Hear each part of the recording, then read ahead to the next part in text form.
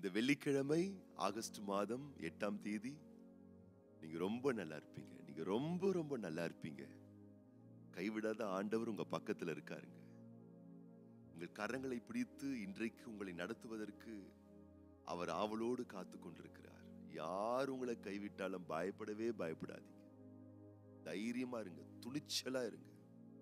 அப்பா உங்களை கைவிடவே மாட்டார். 1000 கைகள் நியாயமாய், நேர்மையாய், உண்மையாய், நீதியாய் உங்கள் கைகளை பிடித்து நடத்த வேண்டிய உறவுகள் உங்கள் கைகளை விட்டுவிட்டாலும் மிரண்டு விடாதீர்கள். பயப்படவே பயப்படாதீங்க. துணிவா இருங்க, துணிச்சலா இருங்க. அப்பா உங்களை கைவிடவே மாட்டார்.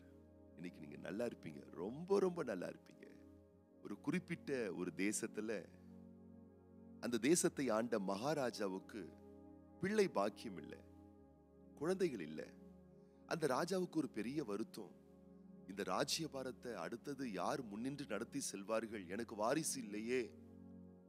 அப்போ அந்த தேசத்தில் இருந்ததான சில ஜோஷியக்காரர்களுடைய ஆலோசனையின்படி ஒரு டீன் ஏஜ் பாய், ஒரு 13 வயசுல இருந்து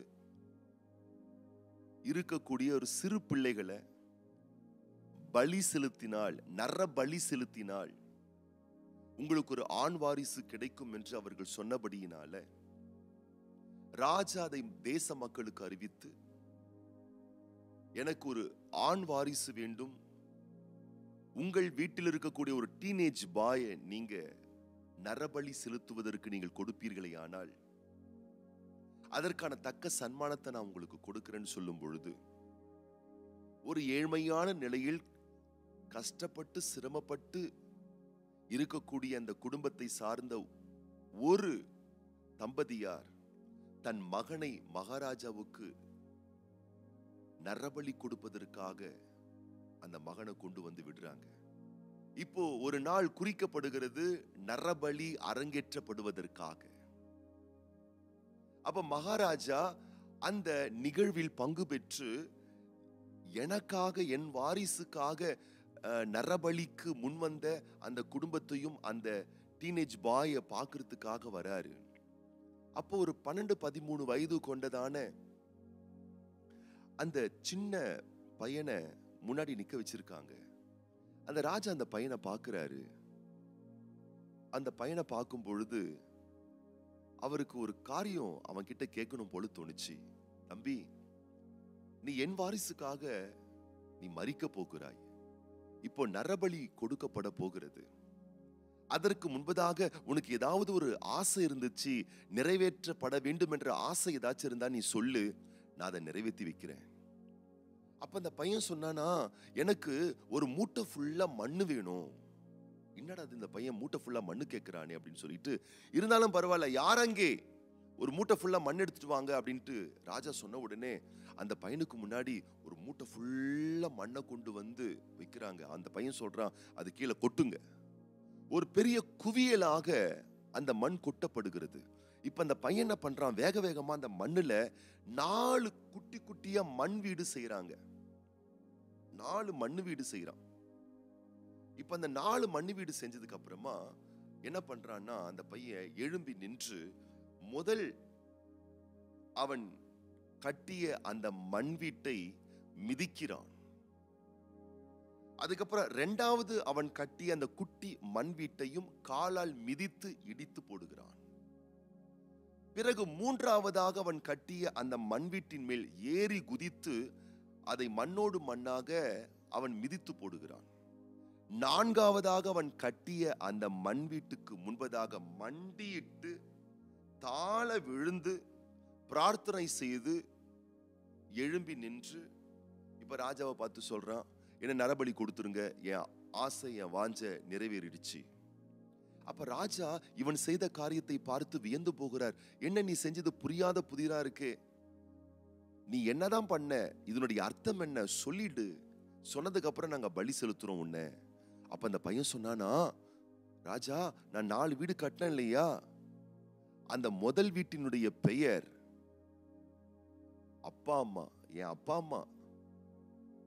என்னதான் இருந்தாலும் ஒரு ஆதாயத்துக்காக பெத்த பிள்ளையே நரபலி செலுத்துறதுக்கு முன் வந்தாங்க இல்லையா, எங்க அப்பா அம்மா மேல எனக்கு ஒரு பெரிய கோபம் இருந்துச்சு. அந்த கோபத்தை காட்டுறதுக்கு எனக்கு வழி தெரியல. ஆகவே ஒரு சின்ன மண் வீட்டை கட்டி அதுதான் என் அப்பாவா அம்மாவா நினைச்சு நான் என் காலாலேயே மிதிச்சு போட்டுட்டேன். ரெண்டாவது ஒரு மண் வீட்டை கட்டினம் பெத்தீங்களா, அதுதான் என் சொந்தக்காரங்க உறவினர்கள் திரளா வந்திருக்காங்க பெத்தீங்களா, இவ்வளவு பேரும் என் சொந்தக்காரங்கள் தான். என்னடா இந்த சின்ன பையனை பலி செலுத்த போறாங்களேன்னு சொல்லிட்டு என் உறவினர்கள் ஒருத்தர் கூட வந்து என்னை காப்பாற்றவே இல்லை. ஆகவே உறவினர்கள் மேல எனக்கு ரொம்ப கோபம் இருந்துச்சு. அந்த கோபத்தை தீர்த்து கொள்வதற்காக ரெண்டாவது மண் வீட்டை நான் மிதிச்சு போட்டுட்டேன். மூணாவது மண் வீடு என்ன தெரியுமா ராஜா, அது நீங்க தான். தேசத்தில் இருக்கக்கூடிய தேச மக்களை காப்பாற்ற வேண்டிய பெரிய பதவியில் பொறுப்பில் இருக்கக்கூடிய நீங்கள் பொறுப்பே இல்லாமல் இந்த சின்ன பையனை கொல்றதுக்கு உங்களுக்கு மனசு வந்தது. அதனால ராஜா உங்க மேல எனக்கு பெரிய கோபம். அந்த கோபத்தை எப்படி தீர்த்து கொள்வது? ஆகவேதான் அந்த மண் வீட்டை, மூன்றாவது மண் வீட்டை நான் இடித்து மிதித்து போட்டேன். நான்காவதாக நான் கட்டிய மண் வீட்டின் பெயர் காட், கடவுள், தெய்வம். யார் என்னை கைவிட்டாலும் என் தெய்வம் என்னை கைவிட மாட்டாருன்னு சொல்லி என் தெய்வத்துக்கு முன்னாடி நான் பிரார்த்தனை பண்ணேன். ஆண்டவர் என்னை நிச்சயமா கைவிட மாட்டார். ஆகவே நான் துணிவா நான் சொல்றேன், இனிமேல் நீங்க என்ன என்ன பண்ணணுமோ நீங்க பண்ணிக்கோங்க, என் ஆண்டவர் என்னை கைவிட மாட்டார். எங்க அப்பா அம்மா கைவிட்டாலும், என் சொந்த உறவினர்கள் கைவிட்டாலும், தேசத்தில் தேச மக்களை காப்பாற்ற வேண்டிய பொறுப்பு மிகுந்த பதவி கொண்ட ராஜாவே என்னை கைவிட்டாலும் அழித்தாலும் என் ஆண்டவர் என்னை கைவிடவே மாட்டார், நான் அவரை நம்பி இருக்கிறேன்னு சொல்லி அந்த பையன் மரிப்பதற்கு துணிந்தானாம். இப்ப ராஜா என்ன தெரியுமா பண்ணாரு? தன் அருகாமையில் இருக்கக்கூடிய ராணியை பார்த்தாராம். இருவரும் பேசிக்கொண்டார்களாம். இந்த பையனை கொன்னு அதுக்கப்புறம் நமக்கு ஒரு வாரிசுன்னு ஒரு குழந்தை பிறந்து அவனை நம்ம வளர்த்து உருவாக்கி அதற்கு பல ஆண்டுகள் நம்ம போராடி பிரயாசப்படுறதை விட இவ்வளவு கருத்தான ஒரு பையன், இவ்வளவு ஞானமான பையன், கடவுள் மேல நம்பிக்கையுள்ள ஒரு பையனை போல ஒரு அற்புதமான பிள்ளையை நம்ம பார்த்ததே இல்லையே. ஏன் இவனை நாம் கொன்று நரபலி செலுத்த வேண்டும்? இவனையே நம்முடைய குமாரனாக தத்தெடுத்துக் கொள்ளலாம் என்று சொல்லி கொலைக்கு நியமிக்கப்பட்ட அந்த பையனை மகாராஜா தன்னுடைய மகனாக தத்தெடுத்து கொண்டாராம். பிறகு என்ன, பின்னாட்கள்ல அந்த சிறுவன் தான் தேசத்தையே ஆளக்கூடிய ராஜாவாய் மாறினான். பார்த்தீர்களா? தகப்பனும் தாயும் கைவிடலாம், உறவினர்கள் கைவிடலாம், ஆளுகை செய்யக்கூடிய ராஜாக்கள் கைவிடலாம், ஆண்டவர் ஒரு நாளும் கைவிடவே மாட்டாருங்க. ஆகவேதான் வேதம் சொல்லுகிறது, எபிரேயரின் புஸ்தகம் 13ஆம் அதிகாரம் 5ஆம் வசனம் 6ஆம் வசனம், நீங்கள் பண ஆசை இல்லாதவர்களை நடந்து உங்களுக்கு இருக்கிறவைகள் போதும் என்று எண்ணுங்கள், நான் உன்னை விட்டு விலகுவதும் இல்லை உன்னை கைவிடுவதும் இல்லை என்று அவர் சொல்லியிருக்கிறாரே.